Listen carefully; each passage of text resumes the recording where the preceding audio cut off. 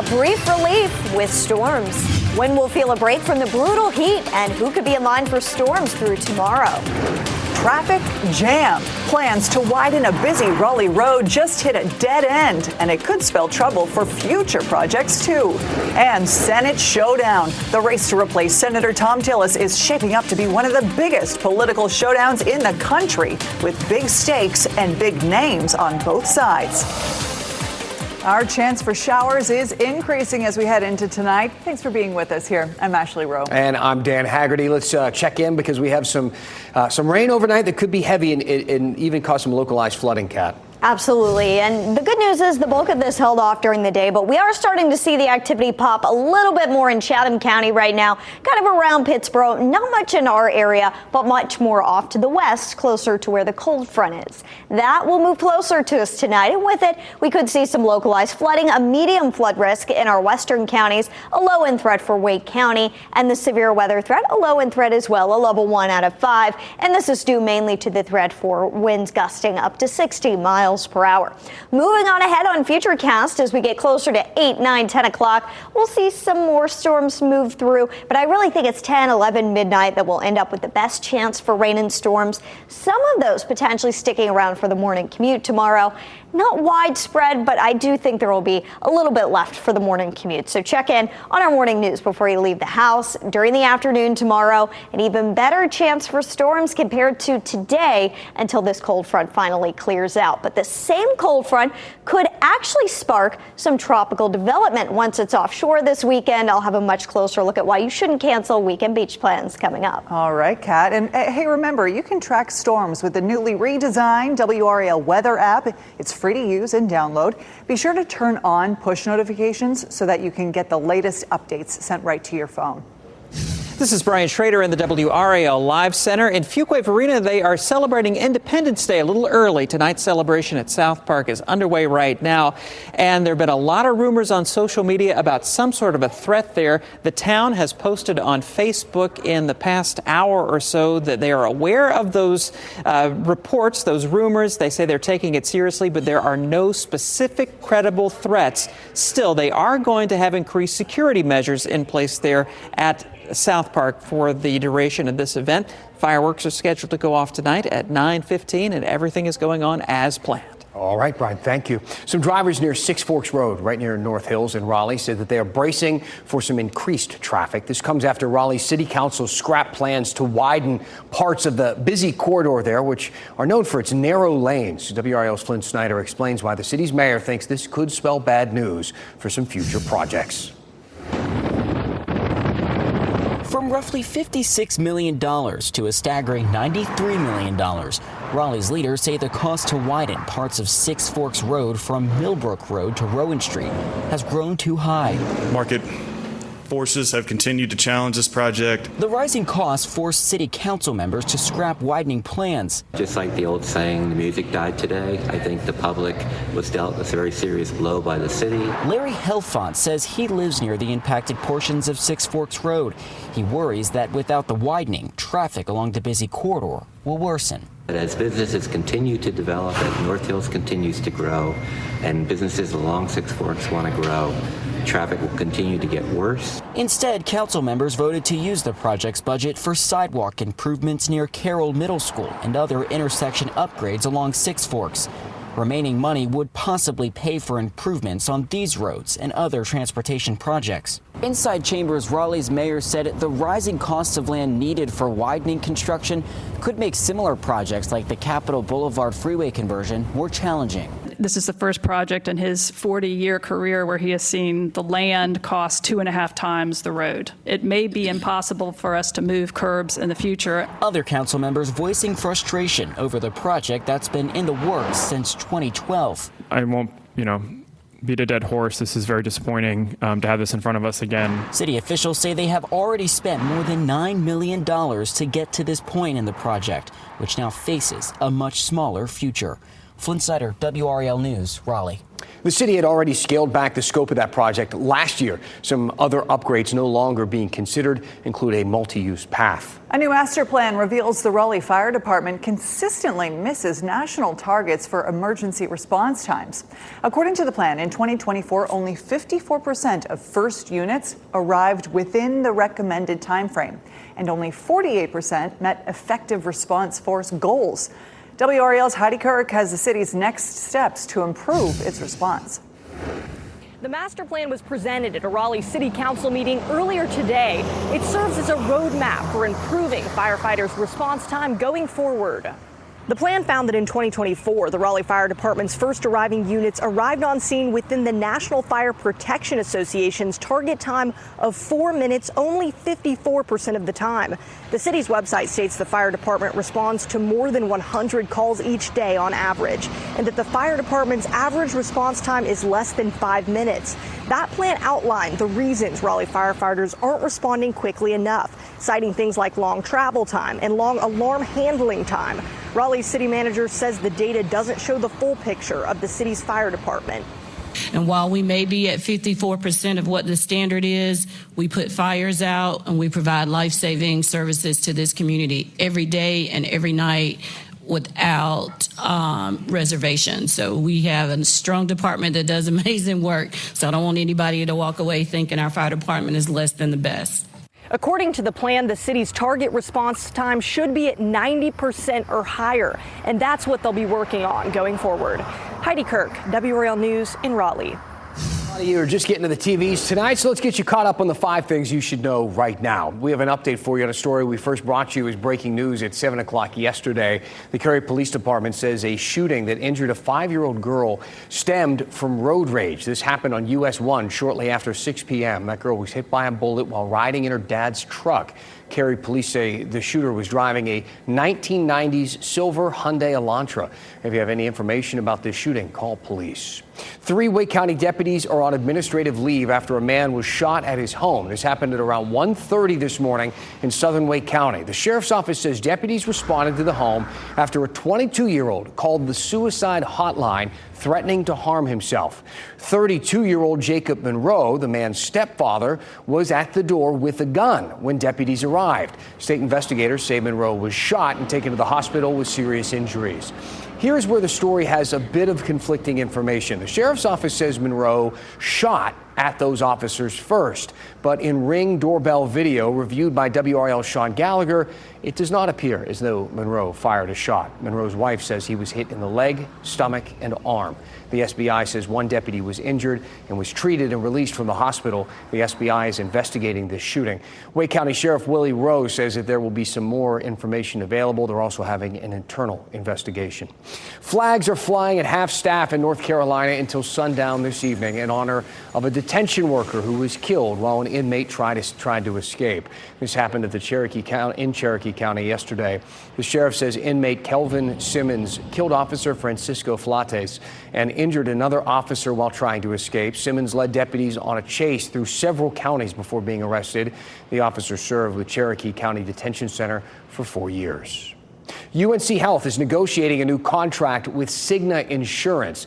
The current agreement expires November 30th, so without a new contract, Cigna plans will consider UNC Health providers to be out of network, meaning prices would go up on December 1st. That would impact more than 60,000 people. Patients should see no effect, though, during these negotiations. Higher rates are in effect for Raleigh water customers. The average bill will increase by about $1.91 per month. In addition to Raleigh, the change applies to most homes in Garner, Knightdale, Rollsville, Wake Forest, Wendell, and Zebulon. Those towns also are receiving service from Raleigh City Water. Some more breaking news here in the WRAL Live Center. President Trump says that Israel has agreed to the conditions of a 60-day Gaza ceasefire.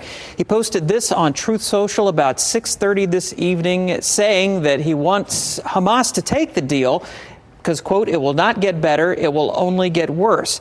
Israeli Prime Minister Benjamin Netanyahu is scheduled to be at the White House next week. And earlier today, President Trump announced hope that Israel and Hamas could reach a ceasefire sometime next week. All right, Brian.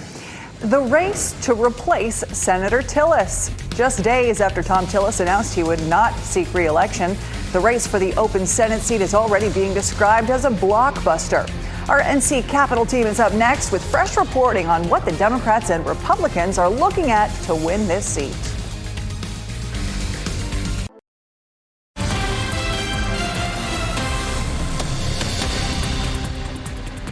Busy night here in the WRAL Live Center. I want to take you to breaking news right now in Clayton. Sky 5 over the scene of some sort of an incident off of Shotwell Road near Business 70. This is the back door, and it says Bay State Pool Supplies. This is in an industrial park. Clayton Fire and police are on the scene here. You can see where it looks like something, looks like smoke or some sort of gas perhaps is escaping from the door there and also from that loading door. We're working to find out more about exactly what's going on here. Again, this is just on the west side of Clayton, and you can see that big response there of emergency crews on the scene, not too far from some apartments here. And this is Shotwell Road with Clayton police responding there and blocking off that entrance. As we get new information through the evening, look for updates on WRAL News. The race to fill Senator Tom Tillis' seat is getting national attention. It's even being called a potential blockbuster race. There are several reasons for this, and I'm going to spell a few of them out here. One, because of the way that all the news went down. You know, the North Carolina Republican opposing President Trump's big tax and spending bill before then announcing that he wouldn't seek re-election. Two, because of how much is at stake for both parties. Keeping or flipping a Senate seat really is just the start. And three, because of some big nationally known names being floated to run for this seat, like former Governor Roy Cooper on the Democratic side, and on the Republican side, Trump's daughter-in-law, Lara Trump, and National Republican Party Chairman Michael Whatley.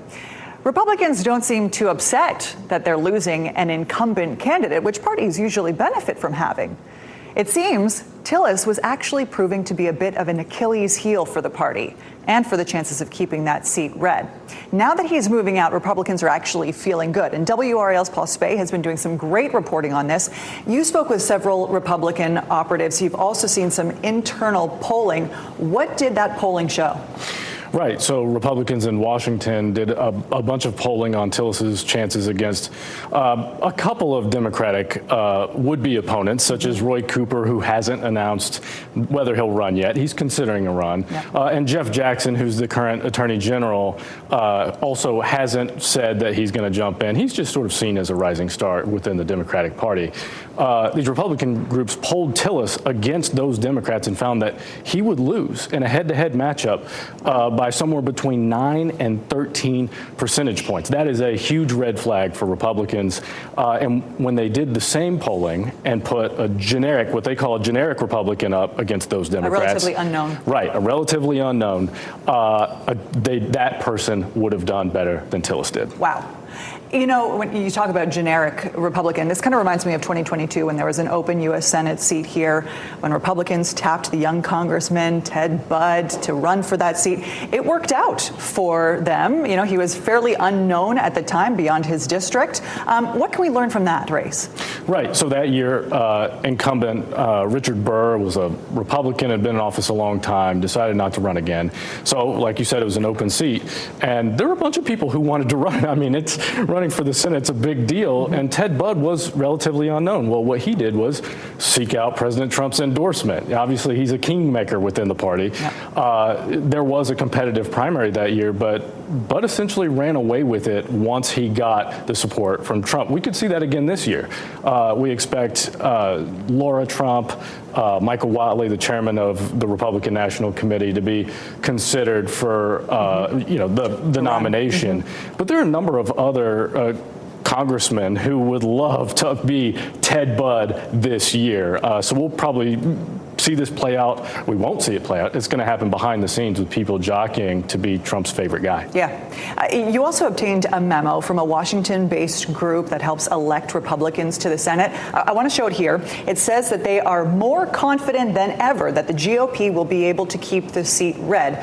Why are they so confident? And also, I'm curious what Democrats are saying that you're talking to. Well, for one thing, the NRSC in this memo, they want their donors to still pony up the money for this race because it's expected to be one of the closest in the country, if not the closest. But the other signal they're sending is that Republicans on the ground here in North Carolina are somewhat relieved. Tillis a long time ago sort of lost favor with the Republican base here. They even censured him back in 2023 over some of his votes. They worried that because of that, turnout next year would have been sort of tempered, that people wouldn't want to come out and vote for Tillis, and thus maybe there'd be fewer votes for people down the ballot. What they're saying now is, hey, if we get Trump's guy in here, more people are likely to come out. Now, Democrats, as you mentioned, they say, hold on a second. Like, Tillis is viewed even by Republicans as a moderate, and sometimes you need a moderate to win statewide in North Carolina. They say, once you get Trump's guy in there, we are going to be able to paint him as more of an extremist than even Tillis was. So they say, this is not better for you guys. This is better for us. So Democrats are energized. They think that this could actually alienate some voters. All right. Sure. Paul, thank you so much for your reporting. And we do want to mention that today, U.S. Congressman Richard Hudson, the Republican who represents North Carolina's 9th District, said he is not running for Senate. His name has been floated. He said, in part, my focus remains on representing the people of the 9th District, including the incredible men and women at Fort Bragg and their families, and on growing the House majority as NRCC chairman. Thank you to Ashley. Let's talk to Kat in this weather. We have a lot of things to discuss because we have the holiday weekend coming up. A lot of people going to be flying in and out of RDU. We have some storms rolling through tonight. Yes, and you can see kind of the dark clouds in the distance when you look at RDU. A little bit of sun, though, up front. We just saw a plane take off a short time ago. Smooth sailing out there for now. Still pretty hot, around 90 at RDU. Upper 80s for Cary, Apex, Holly Springs at 87. Chapel Hill, our coolest spot, at 85. But storms are starting to fire up. Right now, not a lot of lightning. It's really just showers, and very spotty, very small on the radar. But we've got much more activity to the west, and this is expected to move in later tonight. We should have a very active radar tonight at 10 on Fox 50 and at 11 on WRAL. Mike will have an update. And even though there have been some severe thunderstorm warnings, we don't currently have any. However, there could be a storm or two with damaging wind gusts tonight. That's a threat, along with heavy rain and localized flooding, all coming from this approaching front. And this front's still going to be sitting pretty much over top of us during the day tomorrow. More storms tomorrow, but we get all this over with just in time for 4th of July weekend. Check out the numbers: 93 Friday, 92 Saturday, and 92 on Sunday. It's likely to be a pretty dry 4th of July weekend for us Sunday. Just a 20% chance for rain. Beautiful for July 4th weekend. It's still hot, not quite as humid though. Upper 60s for our dew points Friday and Saturday. That's not a significant drop in humidity, but it's better. We've been in the mid 70s for a while now, and Sunday the humidity goes up a little bit once again. Let's take a look at your July 4th forecast across the state. 78 in Boone, 89 Asheville, 93 for Raleigh, 94 Fayetteville, 92 in Wilmington. Morehead City about 90 degrees. Friday looks pretty good. Dry weather expected for the most part. Town by town rain chances on Friday. Just 10% for the Outer Banks and Morehead City. Wilmington likely to be dry. The mountains just a 10% chance. We're likely to be dry in central North Carolina. But did you notice that rain offshore? So let's talk about the tropics.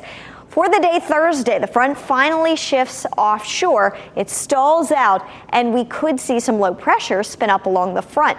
It's that time of year where we've got to watch any low pressure system that's over the warm ocean waters. It's not out of the question that we could see this turn into something tropical over the course of the weekend. There's about a 30% chance of that happening per the National Hurricane Center. The chance on the European model ensembles is still a bit higher, so we could see that chance go up. But the bottom line here is that you shouldn't be canceling your weekend travel plans with the front being stalled offshore. The bulk of the rain would be there at least for Friday and Saturday. Worst case scenario with this system would maybe be some rain creeping inland on Sunday for some of the beaches, but for the most part, that's not the most likely scenario. It's just worst case. Friday, Saturday still look great, both here and at the coast. Enjoy that 85 tomorrow. It's as good as we're going to get temperature-wise. After that, we'll be in the 90s again for the rest of the time. It'll feel good. Thank you, Kat. We still have one last thing for you coming up: debris removal tech. What tools crews are using in Western North Carolina to speed up that cleanup process? Following Helene.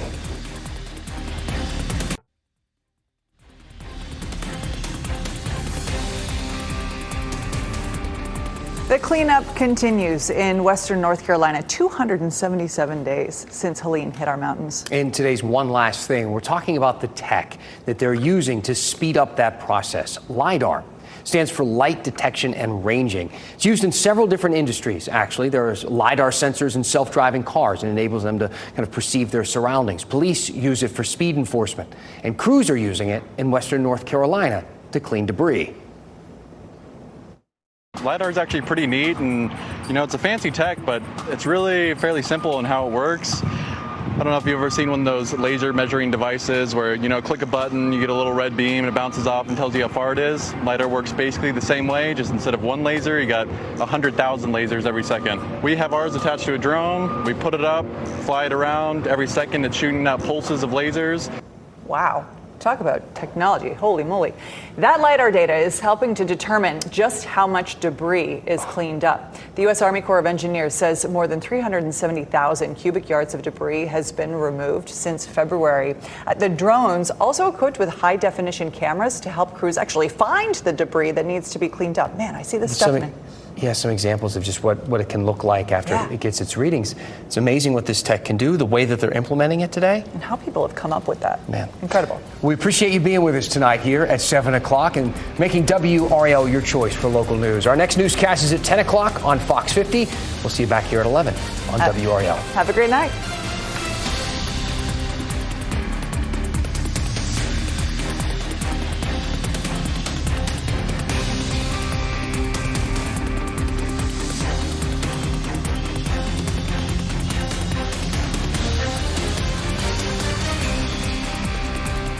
Keep watching WRAL News over the air Channel 34 and Spectrum Channel 1257.